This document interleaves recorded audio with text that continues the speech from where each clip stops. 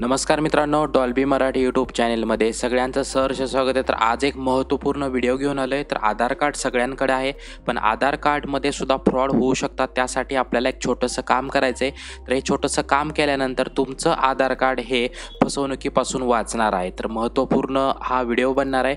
तर त्यासाठी मी सगळी इन्फॉर्मेशन इथे तुम्हाला समजून सांगत आहे आणि सोबतच हे जी काही इन्फॉर्मेशन सांगतं ती इथे अपडेट कशी करायची जेणेकरून तुमचा या ठिकाणी कोणताही फ्रॉड होणार नाही. तर आधार कार्ड हा अत्यंत महत्त्वाचा इथे डॉक्युमेंट आहे.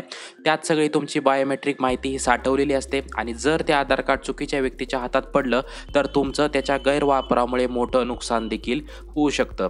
तर अनेकदा तुम्ही आधार कार्ड त्यामागे तुमचा जर गैरवापर या ठिकाणी होत असेल आणि तुम्हाला त्याची जाणीव नसेल तर तुम्ही हे टाळायचं असेल तर तुम्हाला एक छोटीशी गोष्ट करायची आहे.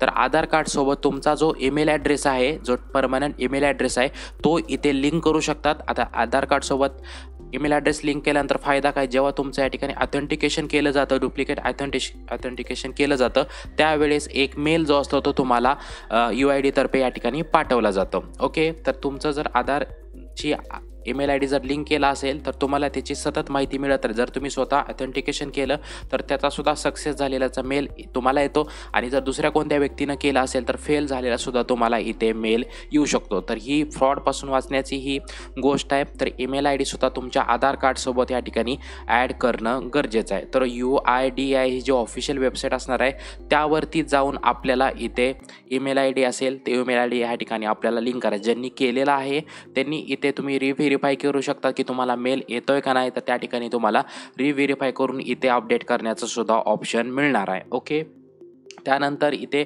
बघायचं की आपल्याला जर ऑनलाईन या ठिकाणी अपडेट करता येत नाही आहे तर तुम्ही जवळच्या आधार केंद्र जे आहेत जसं की CSC सेंटर असेल, आधार एनरोलमेंट सेंटर असेल, तिथं जाऊन देखील सुद्धा तुम्ही ईमेल ID आधारसोबत लिंक करू शकता. तर सगळे कामं जसे की डेट ऑफ बर्थ असेल, ईमेल ID असेल, फोटो चेंज झालं, त्यानंतर प्रूफ ऑफ डॉक्युमेंट असेल, सगळे कामं जे आहेत ते तुमच्या आधार एनरोलमेंट सेंटरवरती इथे केलं जातं. तुम्हाला ईमेल ID या ठिकाणी सक्सेसफुली इथे लिंक करायचा आहे जेणेकरून आधार कार्डचा कोणताही गैरवापर या ठिकाणी होणार नाही. जसं की तुम्ही एकदा लिंक केलं तर लिंक केल्यानंतर प्रत्येक ऑथेंटिकेशनच्या वेळेस तुम्हाला एक UID तर्फे मेल पाठवला जातं की तुम्हीच केलेलं आहे. जर तुम्ही हे ऑथेंटिकेशन केलं नसेल तर तुम्ही तिथून कंप्लेंट किंवा रिपोर्टसुद्धा करू शकणार आहात. तर आधार कार्डसोबत तुमचा मोबाईल नंबर लिंक असणं गरजेचं आहे, सोबतच ईमेल ID सुद्धा लिंक असणं गरजेचं आहे. ओके, त्यानंतर आता ही तुम्हाला माहिती सांगितलेली आहे. आता ही तुमची ऑफिशियल वेबसाईट असणार आहे, ज्या वेबसाईटवरती जाऊन आपल्याला ईमेल ID इथे लिंक करायचं आहे. सगळ्यात पहिलं आपल्याला लॉग इन बटनवरती इथे क्लिक करायचं आहे. आता लॉग इन बटनवरती क्लिक केल्यानंतर आधार कार्ड नंबर टाकायचा. तर आधार कार्ड नंबर हा तुमचा 12 अंकी आधार कार्ड नंबर टाकून तुम्हाला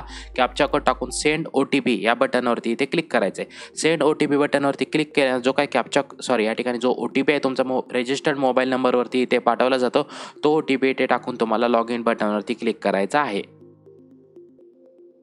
तर सक्सेसफुल लॉग इन झाल्यानंतर तुम्हाला प्रोफाईलमध्ये जाऊन तुमचा ईमेल ॲड्रेस तिथे ॲड करायचा आहे. ज्यांचा ॲड केलेला आहे त्यांनी तिथून अपडेट करू शकतात. जर मेल येत नसेल तर तिथून अपडेट करायचं आहे आणि जर काय प्रॉब्लेम असेल तर तुम्ही जवळच्या आधार एनरोलमेंट सेंटरवरती जाऊन सुद्धा ईमेल ॲड्रेस तिथे अपडेट करू शकणार आहात. तर अशाच महत्त्वपूर्ण अपडेटसाठी डॉल्बी मराठी चॅनलशी कनेक्टेड राहायचं आहे. जय हिंद, जय महाराष्ट्र.